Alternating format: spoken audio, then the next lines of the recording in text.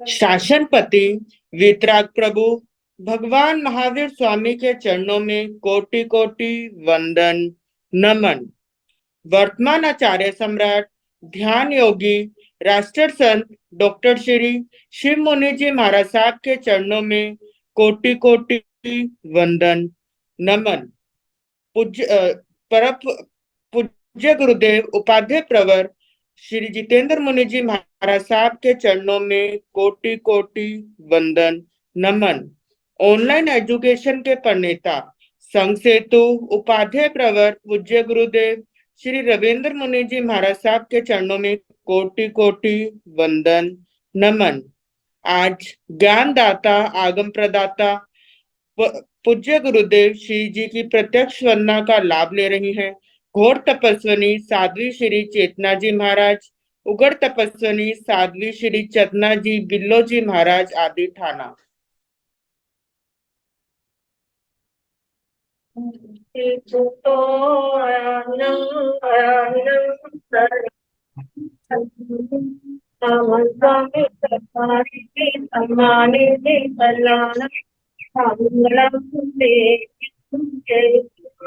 होगी गल आगे ना पीड़े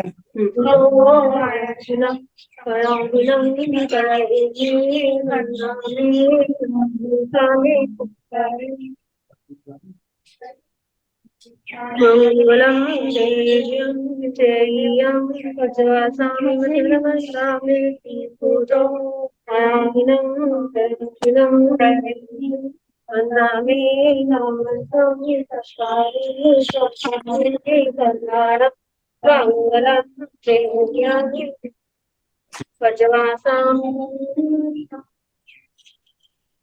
शोक साता जी सबको आसन है।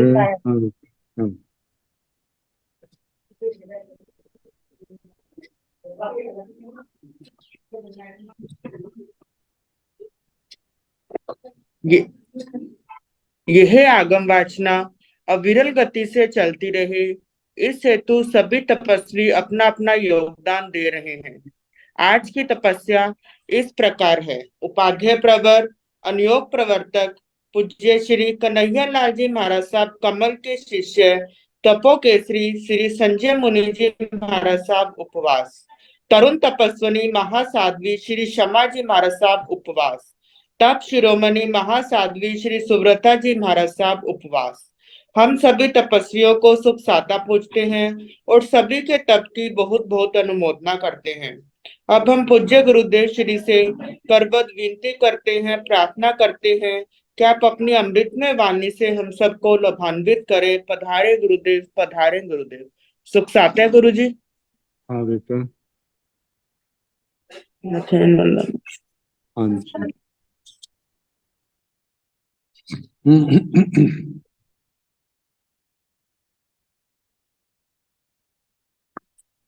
नमो अरिहंताण नमो सिद्धाण नमो आयर्याण नमो ओवधायाण नमो लोये सव साहोण येसो पंच नमोकारो सव पावकणासनो मंगलानंत संदेशे पड़ मंग हवै मंगलम।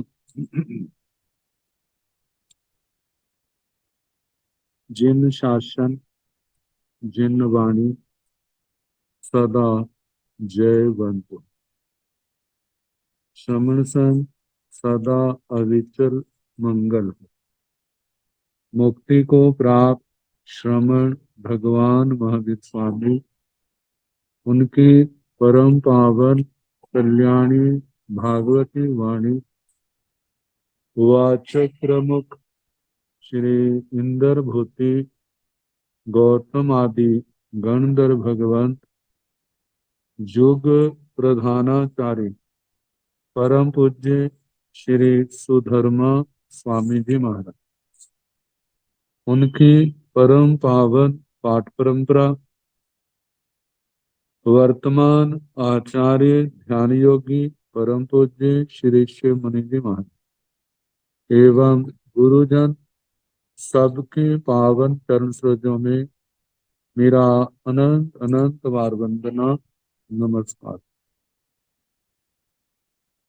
आगम परिषद में विराजमान वरिष्ठ मुनिराज, अन्य मुनिवृंद, परम आदरणीय भगवती स्वरूपा महासाध्वी, श्री स्थानम सूत्र की वाचना प्रारंभ है।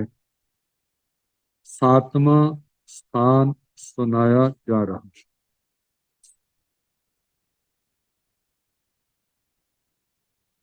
इससे पूर्व बिने तप के भेद उपभेदों का वर्णन आया था। अब समुद्घात, जो अपने शास्त्रों का बड़ा विशेष शब्द आता है, समुद्घात भेद। समुद्घात क्या है, इसके कितने भेद हैं?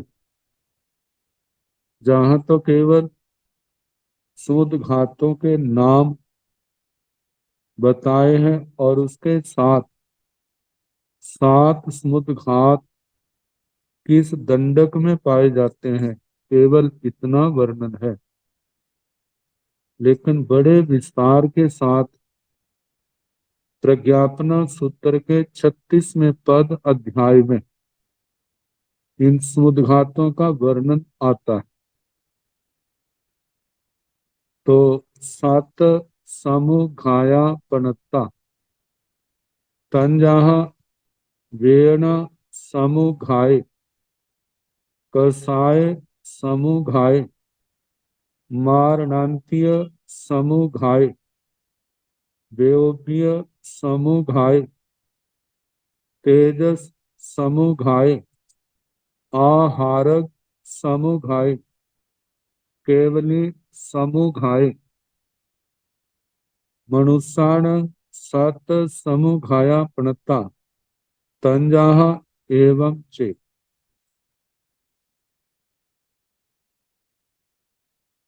तो 7 समुघाया प्रणता, समुद्घात, ये 7 प्रकार की होती है ऐसा भगवान ने कहा। या अनादि काल से जितने तीर्थंकर भगवान हैं, वे सब के सब जब समुद्घात का वर्णन करते हैं तो वे 7 ही प्रकार की समुद्घात होती है ऐसा कहते हैं। तो तीर्थंकर भगवंतों के द्वारा, भगवान महावीर स्वामी जी के द्वारा 7 प्रकार की समुद्घात कही गई। तो समुद्घात क्या है? समुद्घात शब्द की व्युत्पत्ति हमारे पूर्वज आचार्यों ने ऐसे की है। इस शब्द में 2 तो उपसर्ग हैं, साम और उद, और घात शब्द जो है ये हन धातु से बना। हन धातु के 2 अर्थ आते हैं, एक हनन करना और एक गति अर्थ। हन धातु का जो प्रचलित प्रसिद्ध अर्थ है वह हनन घात अर्थ में आता है।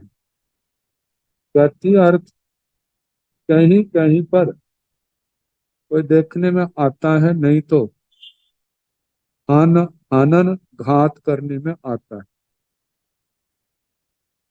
तो जहां पर सम उपसर्ग है उसका अर्थ क्या है? एक की भाव, मतलब समस्त आत्म प्रदेशों से उद का मतलब है प्रबलता। कहते हैं एक ही भाव में, किसी एक भाव में स्थित होकर के प्रबलता से घात किया जाता है। लेकिन घात होता किसका है?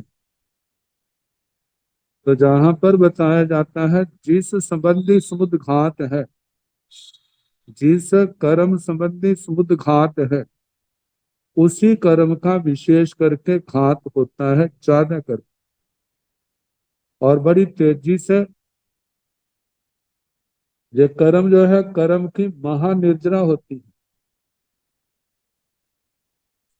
कई बार निर्जरा तो होती है, लेकिन निर्जरा के साथ जीव कर्म का बंध भी बहुत करता है। जिस समुद्घात में कर्म का बंध बहुत होता है, वह समुद्घात कषाय समुद्घात। और दूसरा तेजस समुद्घात, जिस समय तीव्र कषायों में तेजस समुद्घात की जाती है, किसी पर तेजोलेशा छोड़ी जाती है, उष्ण तेजोलेशा, तो ऐसे समय में भी जीव बहुत कर्मों का बंध करता है। वेदना समुद्घात, जब आत्मा को असाता वेदना बहुत हो और उस समय विपरीत वातावरण हो, तो उस समय आत्मा के अंदर रोष आदि के कारण से कर्म का बंध बहुत हो जाता है। बंद तो हो गया, लेकिन बाद में यदि आत्मा को एहसास हो मैंने अच्छा नहीं किया, तो वह पश्चाताप प्रायश्चित के द्वारा उन कर्मों का शुद्धिकरण भी कर सकता है। तो कहा कि जिस प्रक्रिया में कर्मों का घात बहुत होता है, अब कैसे होता है, केवली समुद्र घात को लेकर के हम कह सकते हैं। जैसे कहा जाता है एक कपड़ा गीला है और इकट्ठा करके कहीं रख दिया, अब उसके अंदर जो पानी है उसको सूखने में कितना टाइम लगेगा। लेकिन जब उसी कपड़े को फैला के डाल देते हैं, तो वह कपड़ा जल्दी सूख जाता है। तो इन समुद्घातों के अंदर आत्म प्रदेश फैलते, आत्म प्रदेशों में हलचल होती।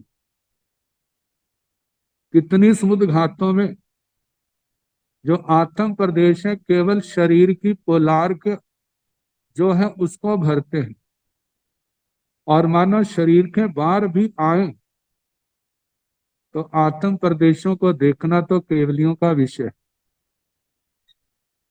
और जो आत्म प्रदेशों के साथ तेजस शरीर कार्बन शरीर फैलता है, वह तो दृष्टि केवल परमावधि ज्ञानी है, उन्हीं का विषय हो सकता है, सामान्य ज्ञानियों का नहीं। तो आत्म प्रदेश बाहर निकलते हैं, सामान्य व्यक्ति उसकी दृष्टि में नहीं आते, लेकिन उस समय भावों पर नजर दे तो अनुमान लगा सकता है इसकी समुद्घात हो रही। किसी समुद्घात का पता नहीं चलता। तो जहां पर कहा है वेदना आदि के साथ, क्योंकि जो सात समुद्घात हैं, वेदना आदि कौन है? वेदना कषाय, मृत्यु का समय, वैक्रिय जिस समय उत्तर वैक्रिय करते हैं, जिस समय तेजोलेशा आदि छोड़ते हैं, जिस समय आहारक समुद्घात की जाती है, या जिस समय केवली समुद्घात होती है, उस समय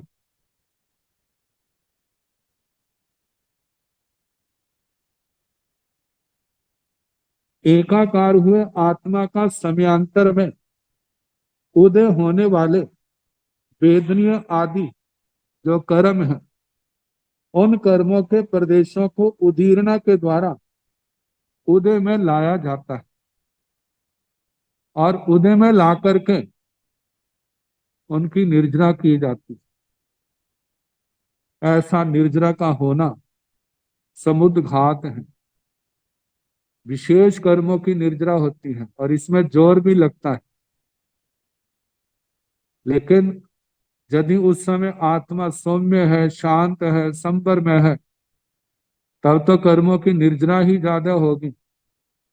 लेकिन यदि उस समय कषायों की प्रधानता होगी तो उस निर्जरा के साथ उसके कर्म बंध भी बहुत ज्यादा होगा।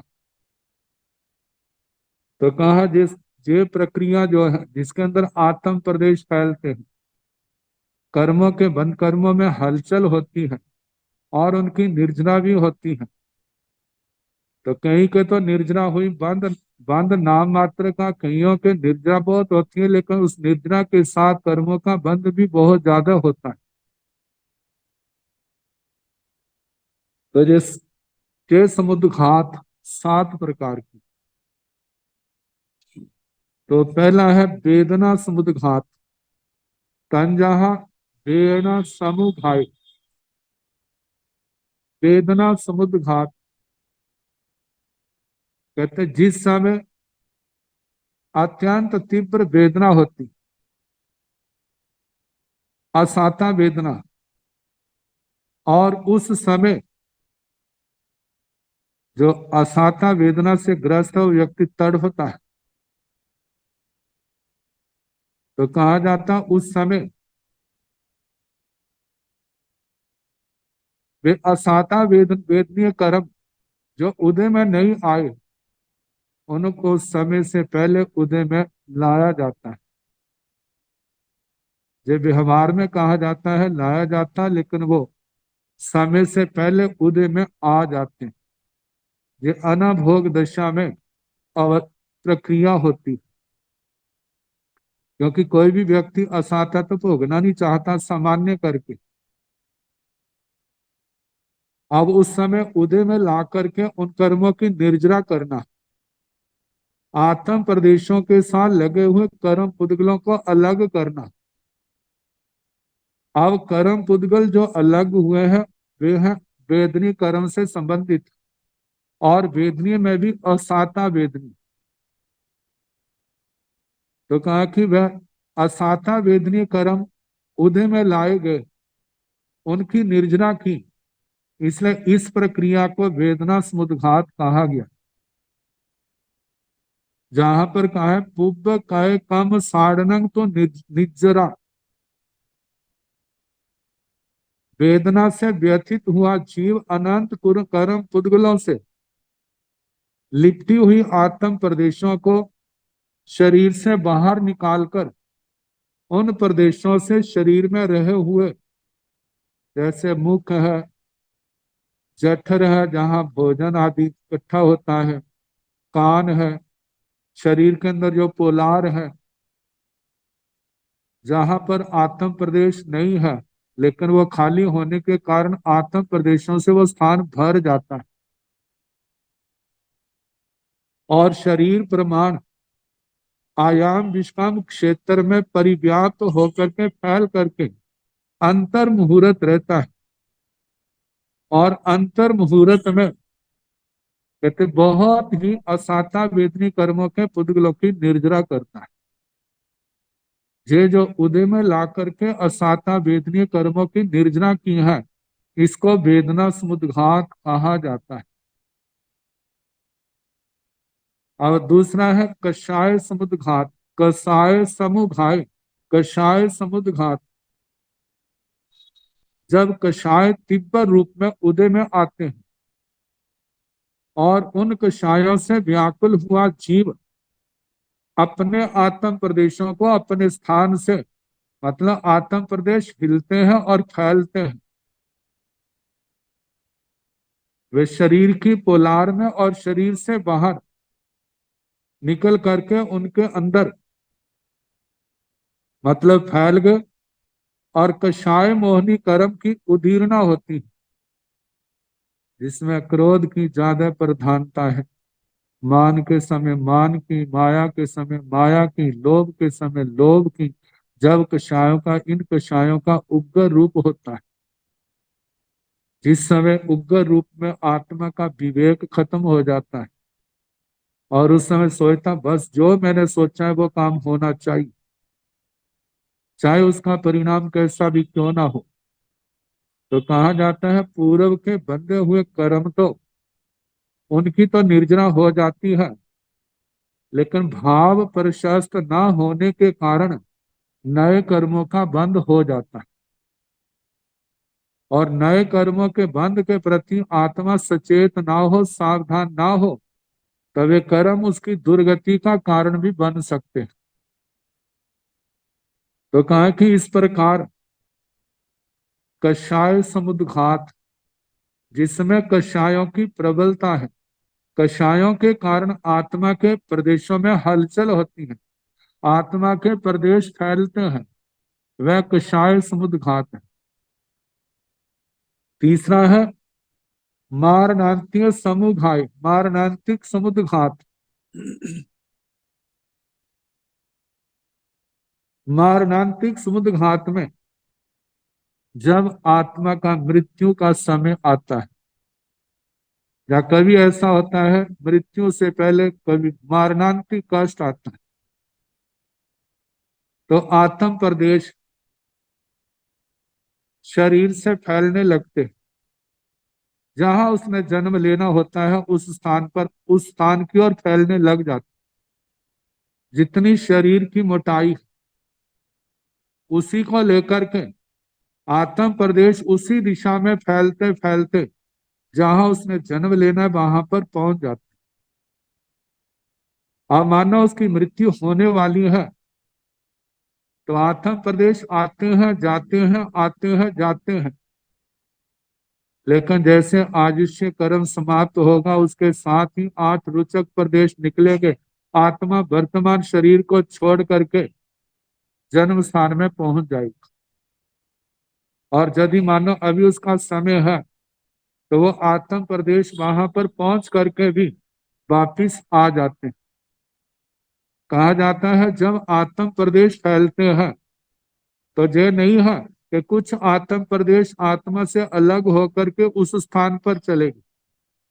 कहा जाता है वो फैल रहे हैं लेकिन बीच में आत्म प्रदेशों का आपस में संपर्क नहीं टूटा।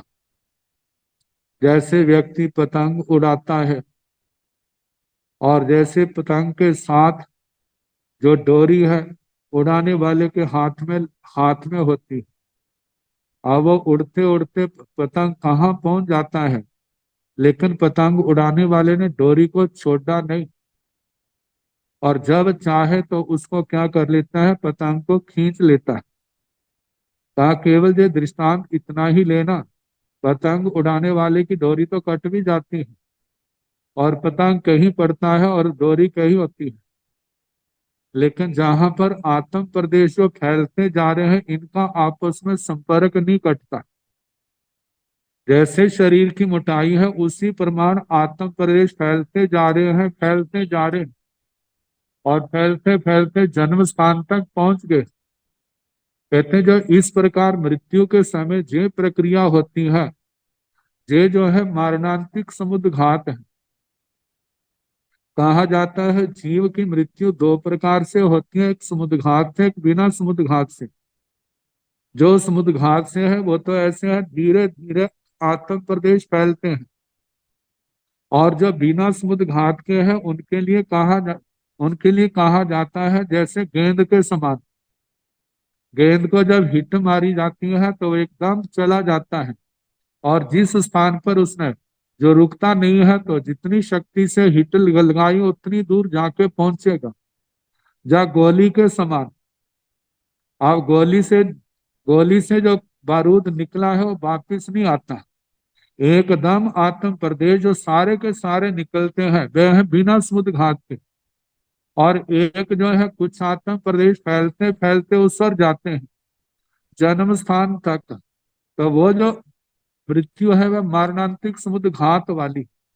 मारणांतिक समुद्घात को इली का गति या जुलाहे का ताड़े बाने का रूप दिया जाता है। इली का जो है एक पत्ते से दूसरे पत्ते पर जाने का प्रयास करती है, या एक शाखा से दूसरी शाखा पर जाने का प्रयास करती है। तो अपने पिछले पैरों से अपने पिछली शाखा को पकड़ा है या पत्ते को पकड़ा है। अगले दो पांव जो है उनको पहली शाखा से पकड़ छोड़ करके दूसरी शाखा की ओर बढ़ती है। जब दूसरी शाखा पर उसके पैर पहुंच जाते हैं, पकड़ मजबूत हो जाती है, तो पूरब के पैरों को उठा करके दूसरी शाखा या दूसरे पत्ते पर आ जाती है। तो कहा जाता है इसी प्रकार अब उसने अगले पैर बढ़ाए हैं, यदि उसका स्थान मिल जाता है या मानो उस आगे मन तो उनके होता नहीं है, वो आगे भी जा सकती है, वापिस भी आ सकती है। ऐसे आत्म प्रदेश जो है निकलते हैं, निकलने के बाद पुनः वापिस भी आ जाते हैं, और जा करके ऐसा भी होता है वापिस नहीं आते, वहां पहुंच गया है, और जहां से 8 रुचक प्रदेशों के साथ निकलने के साथ ही दूसरे प्रदेश भी पूर्व के शरीर को छोड़ करके जहां दूसरे स्थान पर कुछ प्रदेश पहुंचे हैं, वैसे वहां पर जाकर के पहुंच गए। ये जो मृत्यु के समय की प्रक्रिया है, इसको मारणांतिक समुद्घात कहा जाता है। और चौथा है बैक्रिय समुद्घात, बेउबीय समुघाय बैक्रिय समुद्घात। बैक्रिय समुद्घात के पीछे वैक्रिय शरीर नामकरण काम करता है। वैक्रिय शरीर नामकरण बंधा है, उसके कारण से लब्धि पैदा हुई है। तो नारकी देवताओं का तो जन्मजात ही वैक्रिय शरीर होता है। वे भी उत्तर वैक्रिय करते हैं, शरीर को छोटा भी बनाते हैं और बड़ा भी बनाते हैं। शरीर को एक रूप में छोटा बड़ा भी बनाते हैं, और शरीर अपने अनेक रूप भी बना लेते हैं। ये जो बनाना है वैक्रिय समुद्घात के बिना नहीं होता। कहते हैं अपने शरीर से आत्म प्रदेशों का दंड निकालता है, और उसके बाद जैसा चाहता है वैसा रूप बनाता है। वैक्रिय समुद्घात करते जो नारकी और देवता, नारकियों का पुण्य न होने के कारण से कहा जाता जैसा वो चाहते हैं वैसा बनता नहीं। देवता पुण्यवान होने के कारण से जैसा जैसा चाहते हैं उसके अनुसार वो वैसा रूप बना लेते हैं। मनुष्यों के पास पंचेंद्रिय त्रिंचों के पास ये वैक्रिय लब्धि होती है। वादर वायु काय के अंदर भी वैक्रिय लब्धि पाई जाती है। मनुष्यों और त्रिंचों में तो मनोयोग पूर्वक होता है, वादर वायु के अंदर मन का योग नहीं है, इसलिए विचार करके करते हैं, ऐसा नहीं। वहां पर तो ऐसा सहज में जो उनकी प्रक्रिया वो होती है उत्तर वैक्रिय के समय। तो कहा जाता है वैक्रिय वर्गणा के पुद्गलों को ग्रहण करके वे अपने शरीर को छोटा बनाना, बड़ा बनाना, अनेक रूप में बनाना, ये सारी प्रक्रिया जो है वैक्रिय समुद्घात से होती। तो इस प्रक्रिया को वैक्रिय समुद्घात कहा जाता है। आगे पांचवा है तेजस समुघात, तेजस समुद्घात। तेजस समुद्घात जो है इसके संबंध में कहा जाता है जो तेजस शरीर के आश्रित होती। तेजस शरीर के आश्रित जो कितने लोग ऐसे होते हैं जो तेजोलेशा के लिए साधना करते हैं। कितनी आत्माएं ऐसी होती हैं तेजोलेशा के लिए साधना तो नहीं करते, लेकिन उनके तेजोलेशा पैदा हो जाती। कहा जाता है जैसे भगवान ने गौशाल्य को बताया था कैसे मुट्ठी भर मतलब के उबले हुए बाकुले आदि लेकर के ऐसे 6 महीने तक बेले वेले पार नहीं करने, केवल पारने में वो आयबिल करना, और उसमें ऐसे उड़द के या बाकुले ऐसे नीरस आहार लेना। गर्मियों में सर्दी की गर्मियों में गर्मी की आतापना, सर्दियों में सर्दी की आतापना लेना, ऐसे 6 महीने की साधना के बाद ये साधन शक्ति प्रकट हो जाती है। लेकिन कहा जाता है कितने लोग तो इसके वास्ते करते हैं जैसे गौशाल्य ने, कितने लोगों को स्वयं प्राप्त हो जाती है जैसे साधना करे लेकिन इसके लिए नहीं करे लेकिन स्वतः पैदा हो जाती है। जैसे गौतम आदि गणधर हैं उनके लिए आता है संकीर्त तेउलेसे, ये उष्ण तेजोलेशा पैदा तो है, लेकिन उनका कभी उनको संक्षेप करके रखा है, उनका विस्तार नहीं करते, उसका प्रयोग नहीं करते। क्योंकि ये तेजोलेशा का पराया करके कषायों के क्रोध के उदय होने पर होता है। तो उन्होंने तो, उन महर्षियों ने तो क्रोध को बिल्कुल शांत कर दिया है, आग को बुझा दिया। लेकिन वैशम पायन जैसे जिन्होंने गौशाले के ऊपर तेजोलेशा छोड़ी था, जहाँ गौशाले ने क्रोध के वशीभूत होके भगवान के ऊपर, भगवान के सर्वानुभूति सुनक्षत्र अंगार के ऊपर तेजोलेशा छोड़ी, वो उष्ण तेजोलेशा है। लेकिन जो तेजोलेशा वैशम पायन ने जो गौशाले पर छोड़ी थी, भगवान ने शीत लेशा के द्वारा जिसको शांत किया था। तो कहा जाता है कि जो शांत आत्मा है उनके, जहां मानो उस गर्मी की अतापना तो वे भी लेते हैं, लेकिन वो शक्ति पैदा होती है, लेकिन उसका कभी उसकी ओर ध्यान नहीं, कभी उसका प्रयोग नहीं। और ऐसी शांत आत्मा के शीतलेशा भी पैदा हो जाती है। शीतलेशा के कारण से उनके आस पास का आभा मंडल ऐसा हो जाता है कि जितने भी आस पास का वातावरण ऐसा शांत हो जाता है, कोई कितना भी अशांत व्यक्ति क्यों ना हो, जब उनके पास आकर के बैठता है तो बड़ी शांति का अनुभव करता है।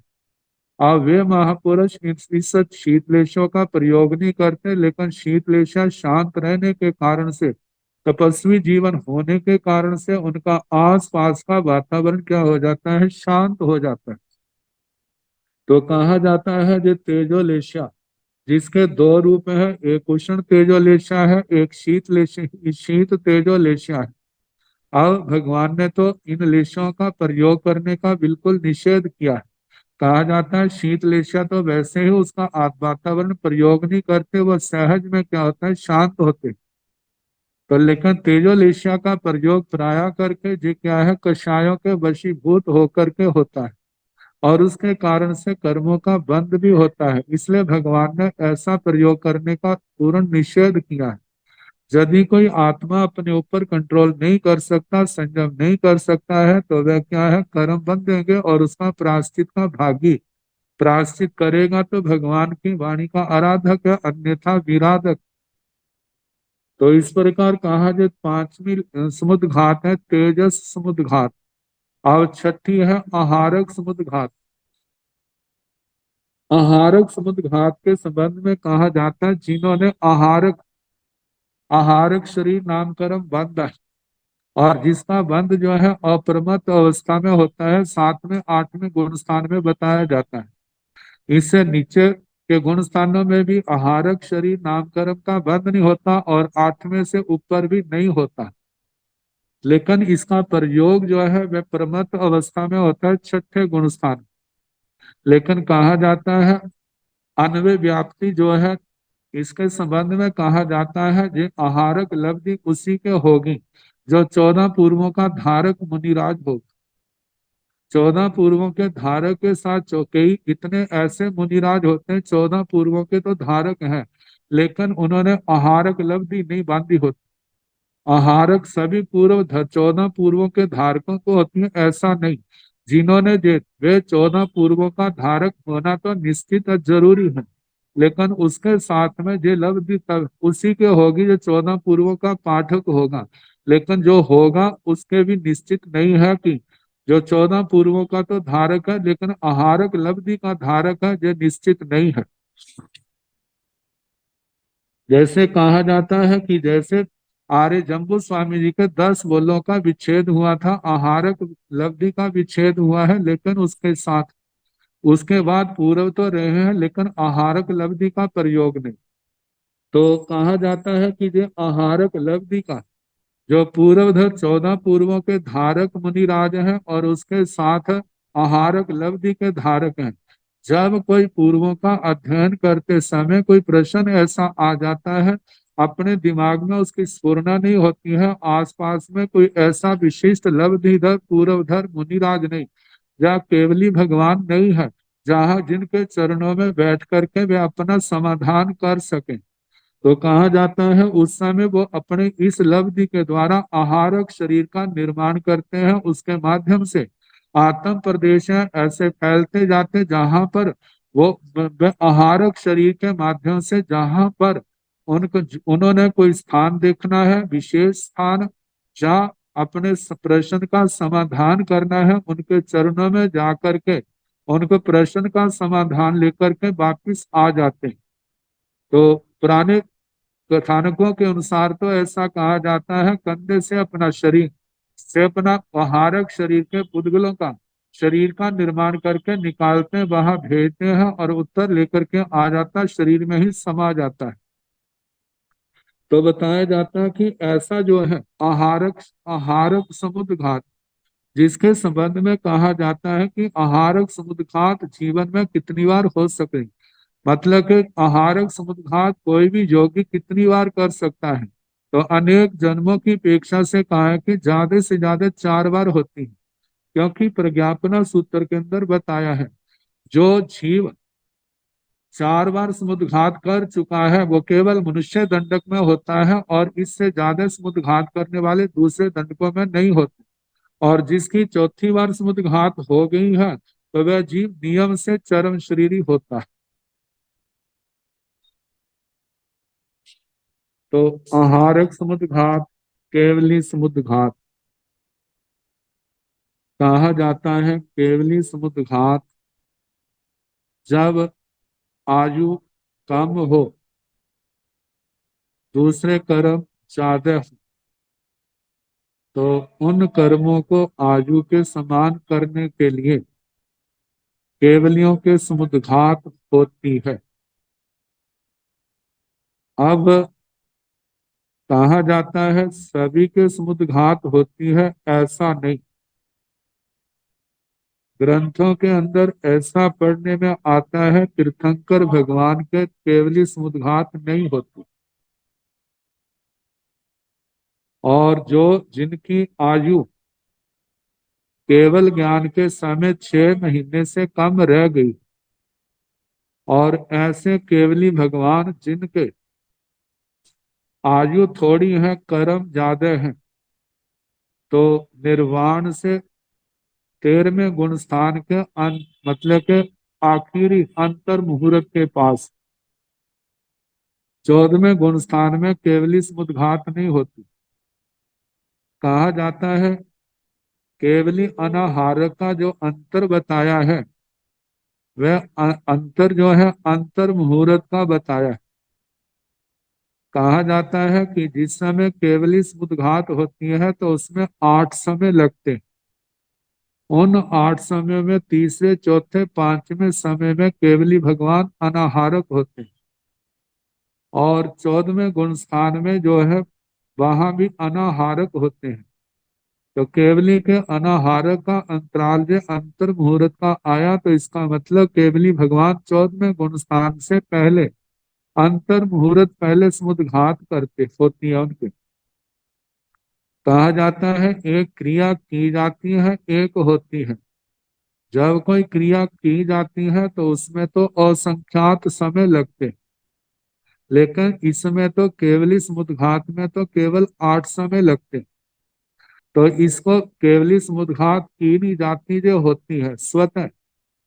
कहा जाता है जब जो केवली समुद्घात होती है तो उस समय केवली भगवान जितने उनका जितनी स्थूल शरीर की मोटाई है, उन उतने ही मोटाई में आत्म प्रदेश जो है पहले दंडाकार फैलते हैं। जो फैलना जो है मतलब नीचे लोकांत तक पहुंच जाते हैं और ऊपर लोकांत तक पहुंच जाते हैं। और ये आत्म प्रदेशों की जो मोटाई है केवल शरीर के परमाणु है। और इसके साथ कहा है कि आत्मा के साथ केवल आत्मा ही नहीं फैली, आत्मा के साथ तेजस और कार्बन शरीर भी फैले। केवल औदारिक शरीर अपने स्थान पर है, लेकिन तेजस कार्बन शरीर के साथ आत्म प्रदेश है लोकांत से लोकांत नीचे तक पहुंच गए। ये तो पहले समय में, दूसरे समय में कपाट का आकार बनता है। कपाट दरवाजे को कह देते हैं ऐसा जैसे फट्टा है, मतलब कि उस आकार में आत्म प्रदेश फैलते हैं, और उनके फैलने से मानो शरीर लोक के 2 हिस्से बन गए। लोक 2 हिस्सों में बंट गया है, एक एक साइड है, एक दूसरी साइड है। और तीसरे समय में मंथनी का आकार बनता है। मंथनी मदानी को कहा जाता है। कितने स्थानों पर मंथनी के स्थान, मंथनी के लिए रई का प्रयोग किया, रई शब्द का प्रयोग किया जाता है। तो कहा जाता है जो दही को रिड़कते हैं, जिसके द्वारा रिड़कते हैं, उसको मंथनी मधानी कहा जाता है और रई भी कहा जाता है। तो जैसे उसका आकार है, ऐसे ही जैसे कपाट का आकार है, ऐसे जैसे पूर्व पश्चिम कपाट बना था, अब मंथनी के रूप में बना है। तो आगे जो है दक्षिण और उत्तर की ओर आत्म प्रदेश फैलने हैं। तो ऐसा फैलने के कारण से अब लोग जो है चार हिस्सों में बंट गया है। और ऐसा होने से पहले समय में दंड, दूसरे समय में कपाट, तीसरे समय में मंथनी और चौथे समय में जो है जो अंतराल थे वे पूर्ण हो गए। चौथे समय में आत्म प्रदेश सारे लोक में फैल गए। जैसे कहा जाता है जितने धर्मास्तिक काय के प्रदेश हैं उतने आत्मा के प्रदेश हैं, जितने अधर्मास्तिक काय के प्रदेश हैं उतने ही एक आत्मा के प्रदेश हैं, जितने लोकाकाश के प्रदेश हैं उतने ही एक आत्मा के प्रदेश हैं। तो इस प्रकार चौथे समय में जो है एक एक आकाश प्रदेश के साथ, धर्मास्तिक काय के प्रदेश के साथ, अधर्मास्तिक काय के प्रदेश के साथ आत्मा जो है एक साथ हो गए। अब उसके आगे जो है पांचवें समय में जो पूर्ण लोक में अपने आत्म प्रदेशों को फैलाया था, अब उसको सिकोड़ते हैं। पांचवें समय में मंथनी का आकार बनता है, छठे समय में कपाट का बनता है, सातवें समय में दंड का बनता है, आठवें समय में दंड का संहरण होता है और आगे नौवें समय में जो आत्म प्रदेश है केवल अपने शरीर में स्थित होते हैं। ये जो कर्म निर्जना की, कर्मों की महानिर्जना की प्रक्रिया है, इसको केवली समुद्घात कहा जाता है। और दूसरे कर्म है चाहे असाता वेदनीय है, नाम कर्म है, गोत्र कर्म है, इन कर्मों की स्थिति अब केवली समुद्घात से एक समान हो गई। अब जैसे 14वें गुणस्थान में प्रवेश करेंगे, 14वें गुणस्थान का अंतिम समय आएगा तो जुगपत जो चार अघाती कर्म है उनका क्षय होगा। तो इस प्रकार जो सातवें समुद्घात का वर्णन हुआ, केवली समुद्घात, तो जिसमें पहला वेदना, कषाय, मारणांतिक, वैक्रिय, तेजस, आहारक और केवली समुद्घात, 24 दंडकों की ओर से यदि विचार किया जाता है तो कहा जाता है नारकियों में केवल पहली चार समुद्घातें पाई जाती, देवों में 5 समुद्घातें पाई जाती हैं, भवनपति, वाणव्यंतर, ज्योतिषी, वैमानिक, 12वें देवलोक तक तो 5 होती हैं। 12वें देवलोक से ऊपर जो है केवल 3 समुद्घातें पाई जाती हैं, लेकिन शक्ति 5 की होती है, क्योंकि उनको आवश्यक कषाय मंद होने के कारण से उनको आवश्यकता ही नहीं होती। वादर वायुकाय पर्यापत को छोड़ करके बाकी जो स्थावरों का क्षेत्र है, विकलेंद्रियों का क्षेत्र है, इनके अंदर पहली 3 समुद्घातें पाई जाती हैं। वादर वायुकाय पर्यापत के अंदर पहली 3 समुद्घातों के साथ चौथी वैक्रिय समुद्घात भी पाई जाती है। पंचेंद्रिय त्रिंचों में 5, असन्नी में, अच्छा असन्नी मनुष्य है, असन्नी पंचेंद्रिय त्रिंच है, इनमें भी पहली 3 समुद्घातें। संघी पंचेंद्रिय त्रिंचों में 5 समुद्घातें पाई जाती, पहली जो है आहारक और केवली समुद्घात नहीं पाई, मतलब के आहारक केवली समुद्घात नहीं पाई जाती।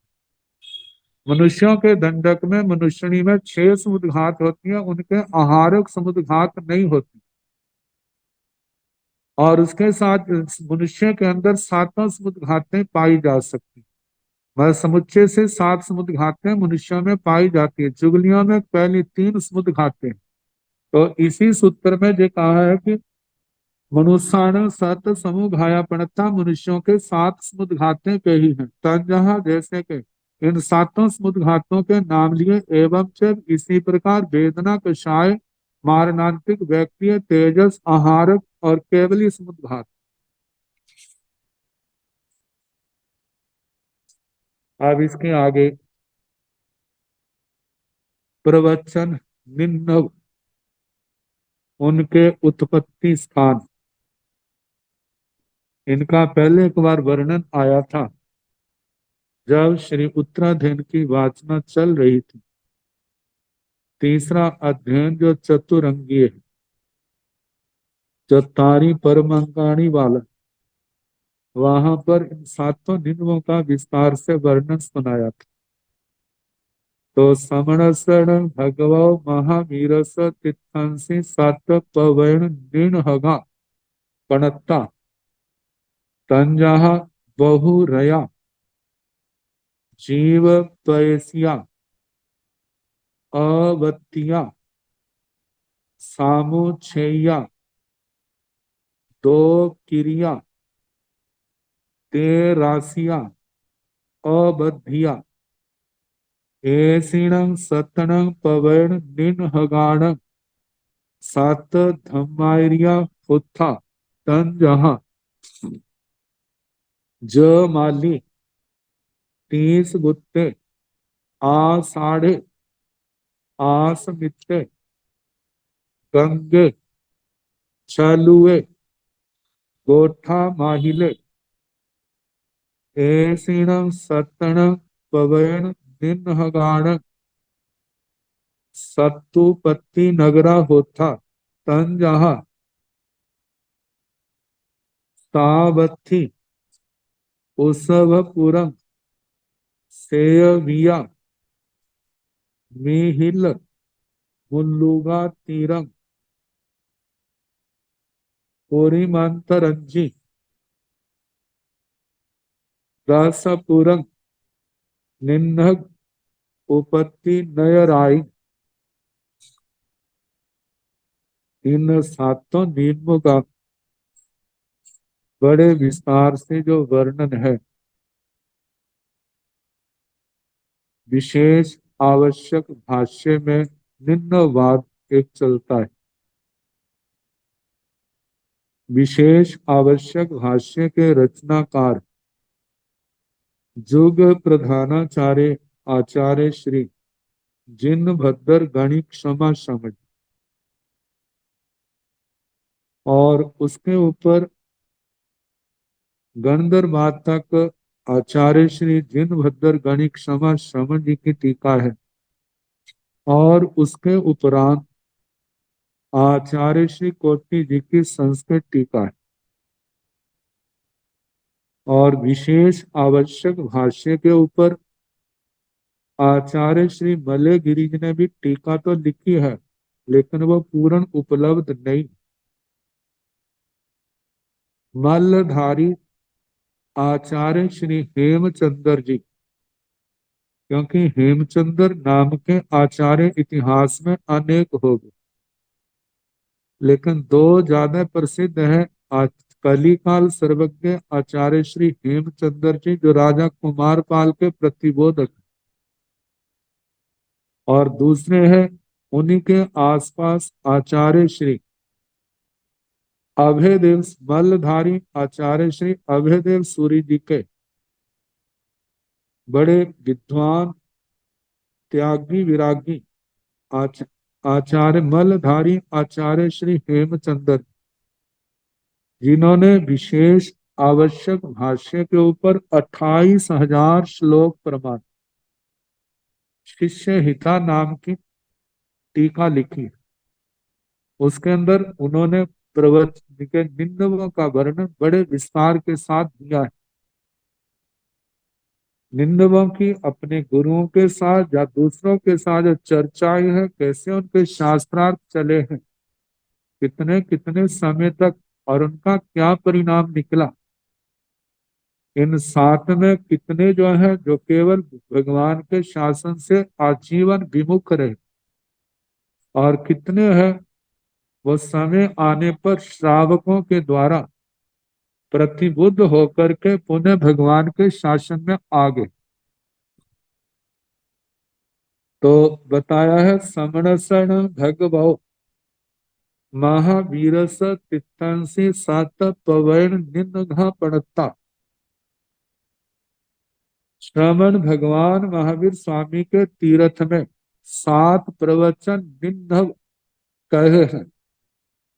निह नव शब्द आता है, जहां पर व के आगे ग कर दिया जाए, स्वार्थ में क करके व का लोप कर दिया, क को ग करके निन्हग बन जाता। निन्नव मतलब भगवान की वाणी के बहुत अंश को तो मानते हैं, लेकिन किसी एक बात को लेकर के उनका मतभेद हो जाता है। उस मतभेद के कारण से वे शासन से अलग हो जाते, अलग हो क्या जाते हैं जिस समय उनकी धारणा, क्योंकि शास्त्रों में कहा जाता है सिद्धांत की तो बात दूर, एक प्रवचन के एक अक्षर को भी यदि कोई स्वीकार नहीं करता है तो उसको मिथ्या दृष्टि माना जाता है। तो वो तो केवल एक सिद्धांत से, केवल एक वाद से विपरीत प्ररूपणा करने लग पड़े। जब वो नहीं मानते हैं तो उनके गुरुजन, उस समय के आचार्य जो है, उनको संघ से बाहर कर देते हैं। तो कहा जाता है श्रवण भगवान महावीर स्वामी के तीर्थ में जो 7 प्रवचन निम्न, जो भगवान की वाणी के अर्थ को छिपाने वाले, भगवान के सिद्धांतों के से विपरीत प्ररूपणा करने वाले, तो इनमें 6 तो ऐसे हैं जो एक एक बात को लेकर मतभेद रखते थे। 7वां जिनमें गोष्ठा माहिल ऐसा था जिसका 2 बातों को लेकर के मतभेद था। तो बताए हैं ऐसे 7 प्रवचन निम्न के हैं। तंजहा जैसे के बहुरया, बहुरया का मतलब कोई क्रिया, क्रिया को ऐसे मारना जो बहुत समय में होती, एक समय में नहीं होती। कहा जाता है जिन शासन में जो नए बाद आता है उसके कारण से, कहा जाता है जब किसी बात का एकांगी वर्णन किया जाता है तो वह अधूरा होता है। जब सब नयों की अपेक्षा से किया जाता है तो उसको अपने आप में पूर्ण कहा जाता है। तो हमारे 7 नयों में एक ऋजु सूत्र है और एक व्यवहार नय। ऋजु सूत्र का ऐसा मानना है जो क्रिया जिस समय होती है वह कार्य उसी समय हो जाता है। दूसरे समय में जो क्रिया होती है तो दूसरे समय का कार्य उसी समय होता है, वो आगे पीछे नहीं होता। लेकिन व्यवहार नय के मत से कहा जाता है एक कार्य का निर्धारण किया जाता है और एक कार्य प्रारंभ किया जाता है और उसका प्रारंभ करने का समय और होता है, समाप्त होने का समय और होता है। और जैसे कहा जाता है घर के अंदर किसी ने कपड़ा भी सीना प्रारंभ किया है व्यवहार नए की अपेक्षा से। पहले कपड़ा लेकर के उसने काटा है, काटने के बाद मशीन ली है, उसके बाद उसमें धागा डाला है, फिर मशीन को चलाया है और धीरे चलाते चलाते के कितने समय के बाद जो है वो कपड़ा संपन्न हुआ है, पूर्ण रूप से सिया गया। अब जिस समय, अब वो जिस समय पूर्ण रूप से सिला सिला जाता है तब व्यवहार नय में कहा जाता है कि अब ये काम हो गया, सिल गया। लेकिन निश्चय नय जो है, जो जिसको ऋजु सूत्र कहते हैं, तो उसका कहा जाता है जो क्रिया जिस समय की जा रही उस समय होने वाला कार्य उस समय हो गया। कहा कि जो जिस समय क्रिया हुई है वो काम उस समय हुआ है, अगले समय में क्रिया हुई है वो काम उसके दूसरे समय में हुआ है। ऐसे जो कपड़ा सिलना जो है, या घड़ा बनाना है, ये एक अनेक कार्यों का समूह है। जैसे कहा जाता है, जैसे ना घड़ा जो है मिट्टी से बनता है, तो कहा जाता है, कहते हैं मिट्टी से तो बनता है, ये व्यवहारिक बात है। लेकिन घड़ा तब बनता है जब 2 कपालों को आपस में जोड़ा जाता है। जिस समय उनको जोड़ा जाता है उस समय घड़ा बनता है। ये नहीं है कि जोड़ने का समय और हो और घड़ा बनने का समय क्या हो और हो। जिस समय ये कार्य किया जाता है उसी समय, क्योंकि ये कार्यों की परंपरा है। जैसे पहले मिट्टी को लाया जाता है, ये एक कार्य है। दूसरा कार्य जो है मिट्टी को कूटा जाता है, छाना जाता है, दूसरा कार्य है। तीसरा कार्य है उसके अंदर पानी मिलाया जाता है। पानी मिलाने के बाद अगला कार्य है उसको गूंथा जाता है। गूंथने के बाद उसका जो बहुत मिट्टी है और घड़े के अंदर जितनी मिट्टी लगनी है उतनी मिट्टी को अलग से निकाला जाता है। उस मिट्टी को लेकर के एक एक गोला बनाया जाता है। गोला बनाने के बाद जो है अगली क्रिया है, फिर उसको कपाल का रूप दिया जाता है। कपाल का रूप देने के बाद जो उसको कूटने पीटने की जो जो बातें हैं वो सारी की जाती हैं। जब कपाल अच्छी तरह तैयार हो जाते हैं फिर उसके बाद वो घड़ा बनता है। तो कहा जो परंपरा से कितने कार्य पार किए हैं। इसी प्रकार कोई भी कार्य है जो जिस समय होता है उस कार्य का निर्माण उस कार्य की संपन्नता उसी समय हो जाती है। लेकिन जमालिक ने इसके इसके संबंध में अपना मतभेद प्रकट किया। और वो मतभेद क्या है, इन सब निम्नों का है, जैसे आगे समय आएगा उसके अनुसार कराने का प्रयास करें। नमो अरिहंताण, नमो सिद्धाण, नमो आयर्याण, नमो ओवधायाण, नमो लोय सब साहुण, एसो पंच नमोकारो सब पाव प्रणाशनो, मंगलानंद संदेश परमं हवाई मंगलम। श्री चतारि मंगलम अरिहंता मंगलम सिद्धा मंगलम साहु मंगलम केवली गुणतो धम्मो मंगलम। चतारि लोकोत्तमा अरिहंता लोकोत्तमा सिद्धा लोकोत्तमा साहु लोकोत्तमा केवली गुणतो धम्मो लोकोत्तमो। चतारि शरणं प्रवज्यामि अरिहन्ते शरणं प्रवज्यामि सिद्धे शरणं प्रवज्यामि साहु शरणं प्रवज्यामि केवली पुनातं धम्मं शरणं प्रवज्यामि। चार शरणे सुख करने दुख हरणे मंगल करने और शरणागति कोय जो भव प्राणी आश्रय क्षय सबको यथा योग्य वंदना सुख साता।